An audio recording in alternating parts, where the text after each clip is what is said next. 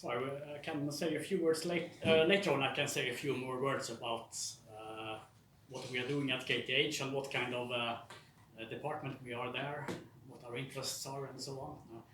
But let me now first turn to the subject of my talk, which is nuclear disasters, wet and dry, and more generally it will be about nuclear energy history in a kind of global perspective, but not from the perspective that you might expect perhaps.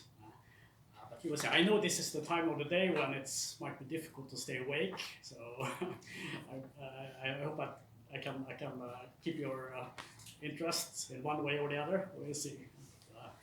But let me start by showing you this wonderful front page of an old science fiction book. It's called, it's in German by the author Hans Dominic. It's called Atomic Weight 500, it would be in English, I suppose. And this from 1935. It's a marvelous story about a German, or perhaps a Jewish German scientist, Dr. Wandel is called, who has moved to the United States, where he gets employed by a famous chemical company that hopes to turn his revolutionary scientific ideas into big money. He has a scientific hypothesis, which is very interesting, that he believes that it's possible to synthesize new and commercially valuable chemical elements with very high atomic weights. The problem is that the production of such heavy elements requires an extremely high temperature and pressure. And in the book, the failure to produce these circumstances leads to several disastrous explosions and accidents. But if such problems, if such practical problems can be overcome, then, and this is the idea of Dr. Wandel, then a brave new atomic age awaits the world.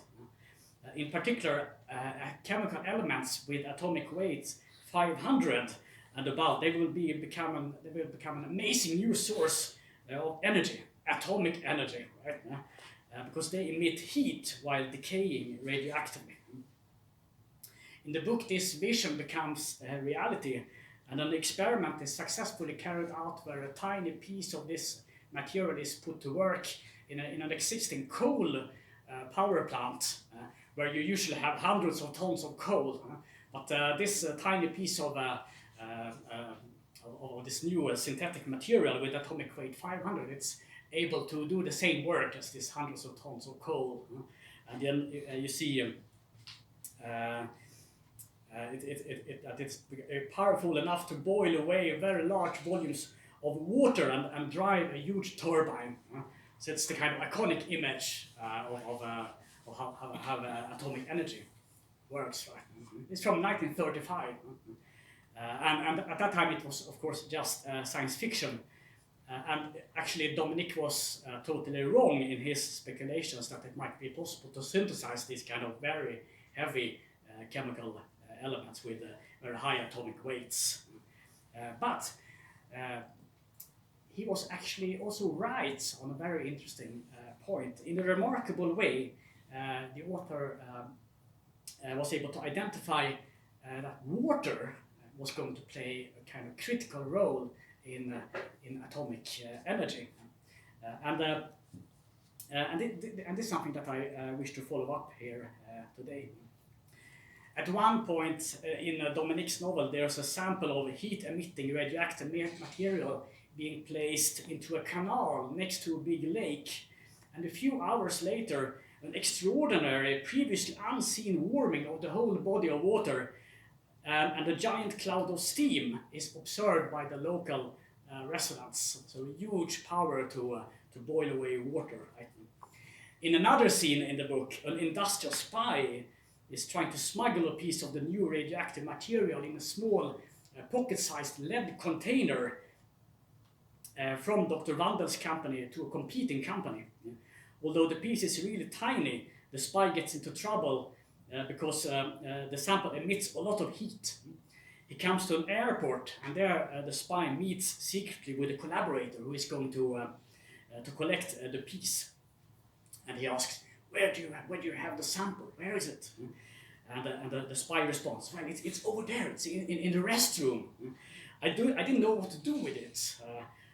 The lead container becomes too hot, so I put it into the sink and let cold water flow over it. In that way, the warming has been so far kept within limits.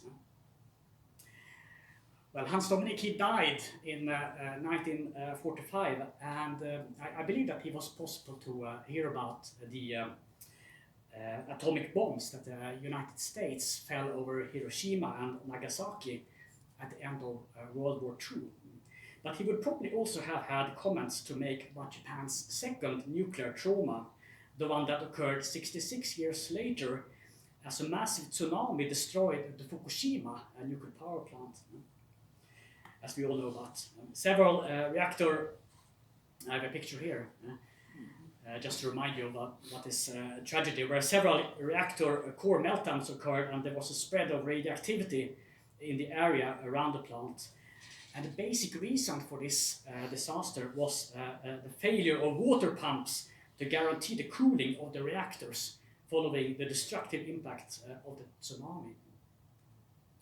Now, Fukushima's reactor were certainly not placed under the flow of water in a sink, as in Dominic's science fiction novel, but the problem was actually precisely the same there. How to deal safely with the massive amounts of heat that is being produced through nuclear reactions and radioactive decay. Fukushima, we can say, highlighted in a double way the centrality of water in nuclear energy. In this extreme case, there was both too much water and too little of it. Too much in terms of the tsunami and too little in terms of water for cooling the reactors.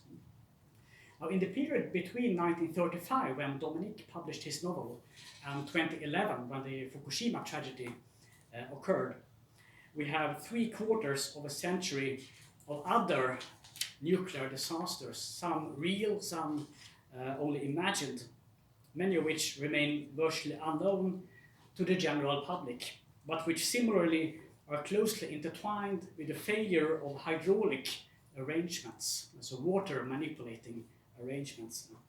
And in the rest of this talk, I want to develop this theme a little bit further and re-examine the history of nuclear power and nuclear disasters as a history of water and water-related disasters. My argument would be that the utmost importance of large-scale uninterrupted water flows for cooling nuclear facilities and the need to simultaneously protect them from flooding and from contaminating their wet surroundings turned nuclear engineers into a kind of hydraulic engineers. The nuclear age, to the extent that it can be said to have materialized, is fundamentally a hydraulic age, and as such it draws heavily on, and it has to be understood in relation to, experiences gathered from hydraulic societies in the past. These historical affinities, they become particularly visible in times of crisis, and I will bring up a few examples of nuclear disasters, trying to discern what makes such disasters special in relation to other more normal kinds of droughts and floods in world history. Okay, let me remind you of the early history of nuclear energy. I warn you that there will be a few technical terms here, maybe, because I'm an historian of technology, essentially. But anyway, the interest in making use of atomic energy not only for bombs, but also for energy production, as we probably all know, started after the end of World War II. Engineers seeking to build nuclear power reactors rather than nuclear weapons, they had to cope with two fundamental challenges. The first was to find a suitable kind of moderator, as the engineers call it, that is some kind of material that allows us to regulate the speed of the neutrons and thus to optimize the nuclear fission process. This is one thing that is very much discussed among nuclear energy historians, and especially by historians of technology. So it's very prominent in the existing scholarship, I think. But the second fundamental challenge has been much more neglected by earlier historians, and that is to develop a mechanism for preventing the overheating of a nuclear reactor. Just like Hans Dominic had predicted in his literary account, the need for cooling of nuclear systems constituted the crucial dilemma of the atomic age. Decaying radioactive material would need to be continuously cooled, or somewhat differently expressed, we have to dispose of the heat in one way or the other. Otherwise, overheating was bound to result, leading to destruction of the nuclear fuel, of key equipment, and ultimately of the reactor vessel itself, which then, as we understand, might turn out to be hazardous for the environment, also with radioactive contamination spreading over a large area. Hans Dominic intuitively suggested that, well, water will have to do the key job in preventing reactors from overheating. And just like this literary person, the real nuclear engineers of the early atomic age, they also thought that yes, it would be water we will have to do this cooling job. Now, strictly speaking, the reactor models that were developed in the 1950s, 1960s, and onwards, they included a double cooling system. And I have a wonderful technical drawing here, as you can see, where we can see that there's a primary cooling system where the coolant circulates in a closed system. That's what you can see to the left there in the reactor vessel itself. But then there's also a secondary cooling system here to the right, where the primary coolant is cooled by another coolant in an open system. So in interaction taking place between the coolant and the natural environment. This is very important to grasp. So there are different loops of water and materials flowing around in these systems. And in some reactor designs, there is also a tertiary cooling loop. So it's not a direct way of cooling things, but very indirect. Well, the primary coolant, it needn't necessarily be water, actually. There have been alternative designs developed using substances such as air, carbon dioxide, other kinds of gases, or even liquid metal doing the cooling job. And a few such reactors still exist today of this kind. But the vast majority of the world's nuclear power plants, as they operate today, they use water in their primary cooling system. And in the secondary cooling system, water is always the coolant. Water is always the coolant there, for the simple reason that there is no other material which is available in an economically acceptable way. And there's huge amounts of water being needed to cool a modern nuclear reactor. We are talking about something like approximately 50 cubic meters of water per second for every reactor. 50 cubic meters of water per second. And this stream, this flow of water, it has to continue at all times. It cannot be disrupted even for 1 minute. If that happens, then we are already dangerously close to a core meltdown and a major nuclear disaster. Against this background, it's hardly surprising that most nuclear power plants have been built in the immediate vicinity of large natural bodies of water, preferably the sea, but also major rivers and lakes around the world. The Fukushima nuclear power plant, here you can see how it looked like before the accident. It's in no way the only one in the world which is located more or less precisely directly on the beach. In Sweden, for example, my own country, which also happens to be one of the most nuclearized countries in the world, they were built in the good old days 4 major nuclear power plants, all of them being located on the coast, on the Baltic Sea.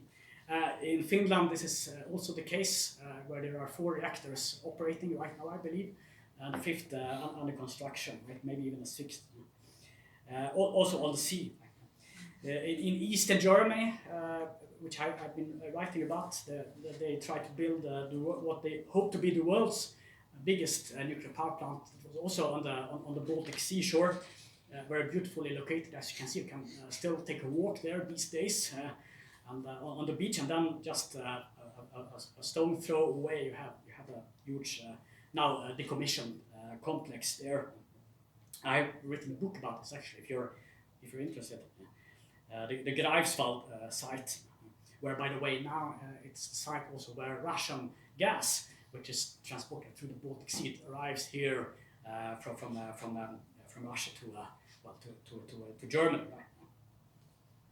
All nuclear power plants in Japan, in Korea, and China, United Kingdom, also situated on the seaside. There's actually no other category of power plants which are concentrated so much to the seashore as nuclear energy. Inland waters also play a huge role in the global nuclear geography. All the Canadian plants, for example, they are located by the Great Lakes, and we have the Ignalina plant in Lithuania, which also on a kind of typical lake-located plant. Then we have the Chernobyl plant, which was where the world's most horrible accident occurred in 1986. It was built in the region where in the regional winding rivers and dark bogs, as one author puts it, not far from the hydrologically and biologically unique Pripyat marshes in the Ukrainian Belarusian borderland. This site was chosen by the Soviets not only because it was sparsely populated, but also because water was very plentiful. Today, had it not been for the nuclear disaster there, the Chernobyl region would probably have been a major site for eco-tourism development and nature conservation. It would probably have been something like this. This the Rheinsberg area in the former Eastern Germany, which is the site of a decommissioned East German reactor. It's just north of Berlin.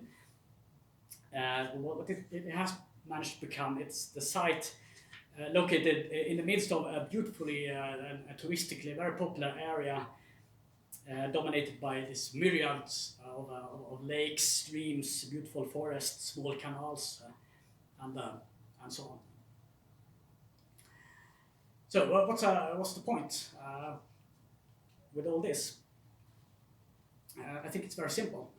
It's just to say that nuclear power is actually extremely dependent on the natural environment for its proper functioning and safe operation. And dependence is perhaps not really the wrong word. Would rather speak about integration, even seamless integration between nuclear energy and natural environments. These seas, lakes, and rivers, they are intrinsically part, I would argue, of today's nuclear power systems. Just like a river is intrinsically part of a hydropower plant. So this modern image that nuclear power often carries, it doesn't prevent it from being deeply entangled with the landscape in which it's built, clearly. You follow me so far?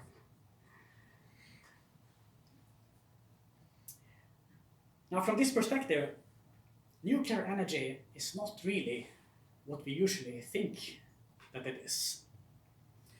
The common view among energy historians and also among the general public has always been that nuclear engineering has to do with the design of various types of nuclear reactors. It's viewed as a domain where the main heroes, if you like, are famous physicists and chemists. It's kind of high-tech, science-based thing.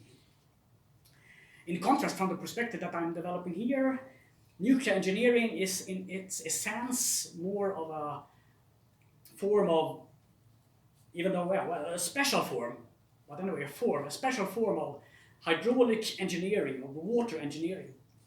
And the key actors are not so much physicists and chemists, but they're more people who are part of the same community of engineers as those engineers who normally build dams, canals, who manipulate rivers, who build drinking water systems, who manage sewage systems, and so on.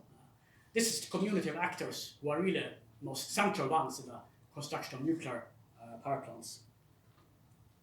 And the nuclear age, if we now turn to the kind of historical perspective, the nuclear age is, in this view, fundamentally a kind of a hydraulic age. It's only the latest extension of a development that started in earnest already a long time ago with the ancient hydraulic empires of places like China, Egypt, Mesopotamia, and elsewhere. It builds directly on insights and scientific achievements that were made during the European Renaissance, when scientists started measuring, in an empirical sense, water flows, theorizing in new ways about the circulation of water in larger hydrological systems. Nuclear energy makes use of essentially the similar kind of pumping technologies that ever since the beginnings of the Industrial Revolution, or even earlier, have been made use of for a lot of variety of purposes. Nuclear energy makes use of the same kind of dams, levees, and similar technologies that for the past couple of centuries have appeared along nearly all rivers in the world, and also along the seaside in places like the Netherlands, Belgium, and so on. So what does this mean? Well, I'm now turning to, let's say, nuclear energy as part of kind of wider environmental historiography. Because to argue that nuclear power is mainly about nuclear physics and chemistry, that's basically similar to arguing that, let's say, the cultivation of rice or sugarcane in the agricultural field would be mainly about biology or botany. Both these notions are fundamentally flawed because it's access to water that's really a kind of central aspect here. A common observation in environmental studies and environmental history is that, and now I'm quoting from one of my favorite environmental historians, Joachim Radkau, whom you might know. He writes that the yield of the soil can be boosted enormously by increasing the amount of water that is added to it. With rice, the increase is more than tenfold. With sugarcane, it's no less than 30-fold. Precisely the same argument can be made about nuclear energy. It's only with large-scale flows of water that you can scale up reactors to the present commercial scale. Now you might think that I'm totally crazy talking about nuclear energy and rice and sugar in one and the same breath. But it's actually one of the main points here, that we should compare these things because they're all part of one and the same environmental history. I believe that there are many nuclear engineers who sometimes lie sleepless at night because they are worried about what might happen to the systems that they have constructed. And if they lie awake at night, unable to fall asleep, I think the most important reason is probably the same as for the engineer who designed a rice farm or a sugar plantation. She knows that there is always a risk that water will not be available when it's most direly needed. This is really the fear. The situation is basically the same whether we are talking about an agricultural irrigation system or a nuclear cooling system. In both cases, engineers are under great pressure to reduce the vulnerability of their respective system to various kinds of critical events that might disrupt the water flow. But what makes nuclear energy special is that the flow of water must go on, absolutely, it must go on at all times. And in some reactor designs, without even a minute of uninterrupted supply. Water must be externally available, and the water pumps inside the plant, they must continue to operate under whatever imaginable conditions. They cannot be allowed to fail, not even once, not even for 1 minute, because then you have the catastrophe. it may be observed that many other types of plants, like coal power plants, actually need almost the same amount of water per kilowatt hour of energy that's being produced. But if for some reason a coal power plant is disrupted, all that needs to be done is to quickly shut it down, and the production of additional heat, it will stop very quickly. It's a very undramatic thing. There's hardly risk of any large-scale contamination in any way of the wider environment. There's no parallel to core meltdown in the field of fossil fuels. In this sense, fossil fuel power plants actually have more in common with rice or sugar than with nuclear power. But in the nuclear case, a reactor that is shut down, it will continue to produce large volumes of heat for many days after the shutdown due to reactive decay. This is straightforward nuclear physics. This is how it works. You cannot stop it. It's going to continue for hours and for days. As soon as the flow of water is removed, the reactor will start to heat up in a dangerous way. After a few hours, the core of the reactor will start melting, and there is a substantial risk that radioactivity will leak out. Suddenly, a whole landscape, a whole region may be under the threat of becoming uninhabitable for the foreseeable future. And this makes it absolutely crucial, as we understand, to ensure this continuous flow of water at vast volumes, at all times, absolutely at all times. We have seen this happening at Fukushima. Maybe you remember, it took a few days before the reactors actually collapsed. The unstoppable radioactive decay when you don't have pumping technologies functioning. So our chief nuclear engineer, who is unable to fall asleep at night, he maybe goes up and sits down at his drawing table, and he starts to sketch additional security mechanisms, right? She understands that the plant for which she is responsible is not 100% safe, because no plant is 100% safe. In particular, how to make sure that cold water can still be sourced from somewhere, and that it can be pumped properly through the reactor, even in case of an electricity blackout. Because the pumping of water is dependent on electricity. This makes electricity blackout kind of serious threat. Let's look at the Chernobyl nuclear power plant. Here, the main emergency measures consisted of 3 big emergency diesel generators, which in case of an electricity blackout would be started up, and they would drive huge water pumps needed for the cooling system. And remember that 50 cubic meters of water would have to be sourced at all times. These emergency generators at Chernobyl, they could be started up after 15 seconds. So that was quite okay. But the engineers, they understood that, they noticed that it required another 60 to 75 seconds for them to reach full effect. The Soviet engineers, they recognized this 1 minute gap as a serious security risk. And maybe you have watched the HBO series on Chernobyl, so you know this. But the Soviet engineers, they recognized this risk. And that was why they started to develop various kinds of dangerous experiments for this. They designed a number of possible adaptations to the emergency system. And starting in 1982, they had come so far that the most promising solutions were about to be tested. But these tests, they ended unsuccessfully, and renewed ones were attempted during the following years. Then in April 1986, the Soviet engineers, they were about to carry out what they hoped to be the final test. And we, of course, know how this test ended. It's unnecessary to go through these technical details about what actually happened. But instead of leading to a solution to the reactor safety problem, this experiment, it turned out to pose totally unexpected challenges for the responsible engineers in terms of interaction between the nuclear fuel, the graphite moderators that was part of the design, and the water flows that were used for cooling. In the end, the reactor overheated as the cooling system stopped working, and the whole reactor vessel exploded, unable to withstand the pressure from excessive steam.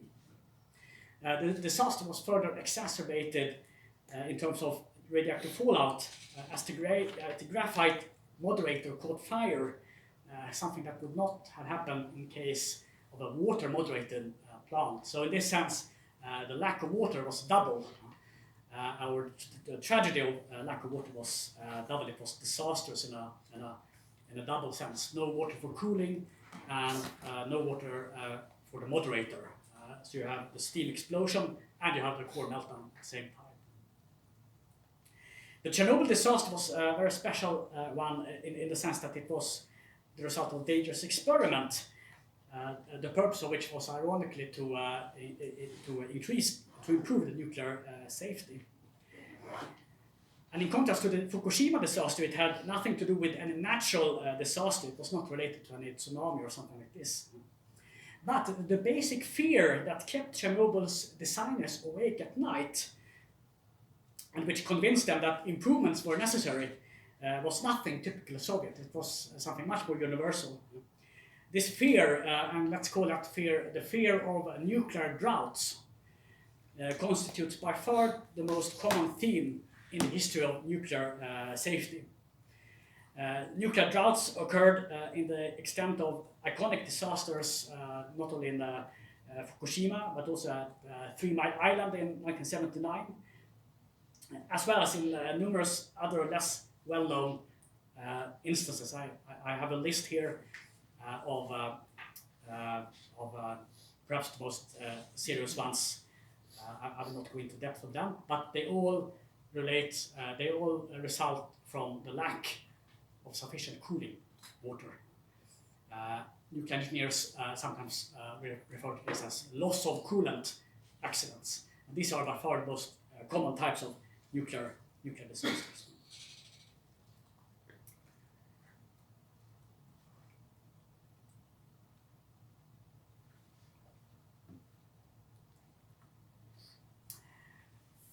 Now, in contrast to this category of accidents, where water becomes unavailable due to technical reasons in the cooling system, I've actually not been able to identify any instance where water has been externally unavailable, or where that has led to a drought. And why is this? Why do nuclear droughts not happen in that way? It's a remarkable, and it could perhaps be interpreted as a success, in the sense that the sites selected for nuclear facilities have turned out to be safe in terms of external water supply, and also in the sense that engineers have taken the threat of droughts seriously and responded by investing heavily in emergency installations. So there is no case in which a river runs dry, for example, and that causing a major nuclear disaster. There are no such cases. Now, how can we understand that success? Well, the obvious explanation, I think, is the challenge to fight droughts has a very long tradition in world history. This is very much in contrast to electricity failures, which are a kind of very modern phenomenon. Droughts, in the kind of traditional sense, rivers running dry and so on, they have been omnipresent in human societies since many thousands of years, right? As a result, our experience in this field is much more mature. And moreover, unlike electricity failures, droughts constitute a fear with very strong religious, spiritual, even mythical connotations, and as such, they tend to be taken seriously by everyone. The ways in which nuclear hydraulic engineers have responded to the threats of droughts is readily visible in the world's nuclearized landscapes, particularly in the form of huge cooling towers, as you can see here, which have been built because there has been uncertainty about the capacity of nearby rivers or lakes to provide sufficient supplies of water at all times. Cooling towers reflect this fear of droughts. Cooling towers are artificial reservoirs of water. They reduce the nuclear power plant's dependence on constant natural water flows by adding reserve capacity. This is a typical image from various continental nuclearized landscapes, and you can find them in places such as the interior of the United States. You can find it in France, in Germany, in Switzerland, many other places. Seaside locations, by contrast, they provide so much natural water that droughts of any kind appear more or less impossible. And for this reason, such plants look completely different. Here's one in Sweden, for example, where there's no smoke, and the whole site, it looks more like maybe an electronics factory, some kind of warehouse, or most of all, sacred place, a temple, maybe, right? Rather than an energy production site. The architecture provides a sense of mysterious pride, often with nationalist overtones. This is another one in southern Sweden. And this appearance, I think it corresponds very nicely with, and much better with, to the original initial visions of nuclear power as they were developed in the 1950s. At which time nuclear power was thought of by some as a perfectly clean energy source of the future, which would also guarantee national energy independence and so on. However, the trend nowadays is actually towards construction of cooling towers also by seaside nuclear power plants. I have one illustration here. It's kind of, it's not a photo as you see, but it's a plan for a plant by, I think it's by the US Pacific coast. And the reason is that, why would you have cooling towers here where water is plentiful available? The reason is that although seawater might remain available in desired quantities, the quality of the seawater cannot any longer be guaranteed. And this has to do, as you understand, with marine pollution. A new investment program, for example, here in Finland at Loviisa nuclear power plant, it includes the construction of cooling towers that will, and here I quote the operator, they write that they will improve safety in extreme conditions when seawater becomes unavailable for cooling, such as an oil catastrophe in the Gulf of Finland, or an exceptional natural phenomenon such as excessive algae growth. So the fear of an oil catastrophe is here linked to the fact that most of Russia's oil exports, they pass through the Gulf of Finland on giant tankers, and the problems of excessive algae growth, which has been much discussed around the Baltic Sea in recent years and decades. This is strongly related to eutrophication caused by emissions from agriculture, road traffic, municipal wastewater, and the like. So what we see here is how environmental problems that at the first glance appear totally unrelated to nuclear energy, they become a threat to nuclear security. So we are turning things upside down here, right? Normally we think of nuclear power plants as a threat to the environment, but here it's in the environment which is being polluted, and in that way becoming a threat to nuclear security.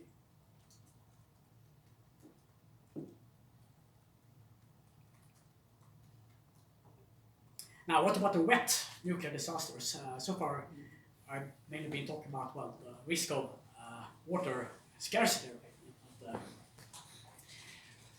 But the other challenge for nuclear hydraulic engineers these days is really to manage floods and also to manage rising sea levels. And what kind of technology would you use for this? Well, you don't need any kind of high-tech technology really, because this is a technology for flood protection that has been available for centuries and millennia. It takes the form of dikes and levees designed to protect nuclear power plants against high tides and violent storms. This has little to do with the high technology of nuclear fission, and it has been tried out all over the world at all possible locations, susceptible to flooding. And still, the dikes built to prevent disastrous flooding of nuclear power facilities has failed on multiple occasions.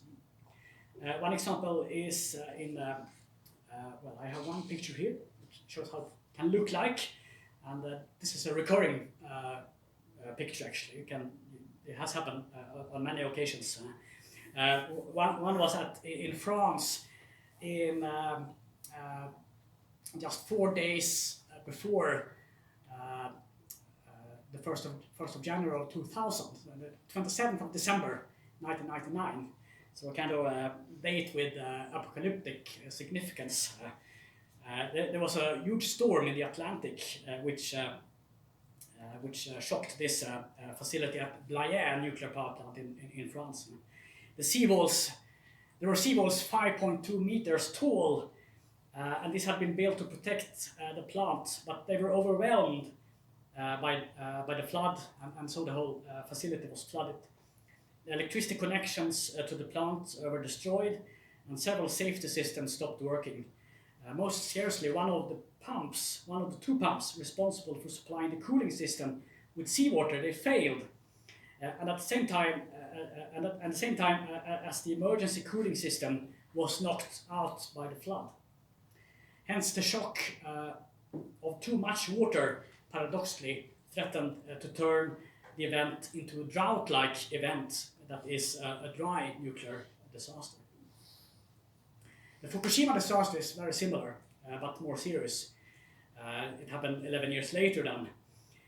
Here, the plant was protected. You can see it here. You can see the seawalls, which were 5.7 meters high. And this might sound quite impressive, right? 5.7 meters. But they still provided insufficient for the dikes to withstand the tsunami in March 2011. Electricity supply failed, and since also the emergency generators were flooded and couldn't be started up, the water pumps could no longer supply the reactor core of several reactors with cold water. And hence, in this case too, the wet disaster turned into a dry one. The question that comes to my mind here is really the following. How on earth could these floods be allowed to take place given the centuries and millennia of earlier experience of human flood protection? Have nuclear dike builders not learned anything from their peers in non-nuclear dike construction? Let me dwell on this just for a moment. Now, dealing with floods from an engineering point of view is very much about probabilities and probabilistic analysis. Some floods are very common, whereas the most severe floods, including the worst tsunamis, are events that occur perhaps once every century, millennium, or 10,000 years. There's a term in water history, the 100-year flood. Maybe you've heard about it. It's a very common expression in the history of flood protection. And there often has been a kind of consensus among dike builders for many centuries that you cannot actually protect yourself against everything. A 100-year flood, according to this consensus, is such a rare phenomenon that the destruction it causes might have to be accepted. Destroyed houses and other things simply have to be restored again at considerable expense. But since it's such an exceptional phenomenon, it can still be tolerated. It's this thinking that historically has determined how tall a dike should be. For example, along the Yellow River in China, or the Rhine in Germany, the seawalls on the Dutch coast, or along the Mississippi in the United States and everywhere else. This kind of idea that, well, you cannot protect yourself against everything. There will be a flood sooner or later that will destroy things. But what happens when we carry on this consensus into the nuclear age? Here it seems that there's also another consensus, and that is that a nuclear disaster with widespread radioactive contamination, it cannot be allowed to happen, not even every 100 years. Right? The stakes are too high, and you cannot simply start rebuilding your destroyed house the day after a storm has destroyed a nuclear power plant in your neighborhood. A vast region might become uninhabitable for the foreseeable future. But, and this is really scary, nuclear dike builders, they appear to have done precisely what their predecessors in China and Germany, in Holland, and so on, what they have done for centuries. They have protected their plants against everything with the exception of these 100-year floods. At Blaye, the French site that was flooded, for example, there were historical records of over 200 floods during the past 1,500 years. So it was well known that what could be expected. But the decision, as it seems, was to design the plant so that it would be protected against most, but not against the very worst of these floods. Just like their predecessors, the nuclear dike builders, they appear to have reason that you cannot protect yourself against everything. In the Fukushima case, analysis carried out well before the accident of the impact of an 1896 earthquake made clear that tsunamis of 8 meters or even 10 meters tall could be expected, though only very, very rarely, of course. TEPCO, the owner of the plant, argued that the low probability did not make it worth installing or constructing taller dikes, and so the dikes remained 5.7 meters tall rather than 10 meters. So all in all, the impression is that nuclear dike builders, they have learned a lesson too well. They have behaved too much like dike builders in the past, not really recognizing the special nature of nuclear power operations. And this is the kind of tragedy of learning from history. Yeah. Another category of wet nuclear disasters is, of course, that the radioactive contamination of rivers, lakes, and seas, and so on. And I have a list of some of these accidents here, but I will prefer not to go into any depth here. I can just say that, well, I think there are other people who know these things better than I do, but it's interesting to note that, well, they have often to do with not so much with nuclear power plants, but also with nuclear fuel treatment facilities and so on. And most serious clearly being the one at the Mayak complex in the Soviet Union. That's the Kyshtym disaster in 1957, with widespread, one of the worst ones ever. But let me here instead now proceed to my conclusion. And the point that I have wanted to make is very simple, and that's that the history of nuclear power and nuclear disasters can and must be understood as a history of water. We have to move away from nuclear power as a history of physics and chemistry. We have to understand it in relation to its dependence on uninterrupted water flows. Only in this way can we properly grasp the nature of nuclear disasters, because basically all such disasters, they have to do with either too much or too little water. However, this perspective also forces us to view nuclear energy not as an exceptional technology that appears magically out of nuclear physics and chemistry in the mid-20th century. Instead, we are forced to view nuclear energy as following in a deep history of water manipulating practices stretching back in times for several thousand years. That's what I have to say. Thank you. Thank you.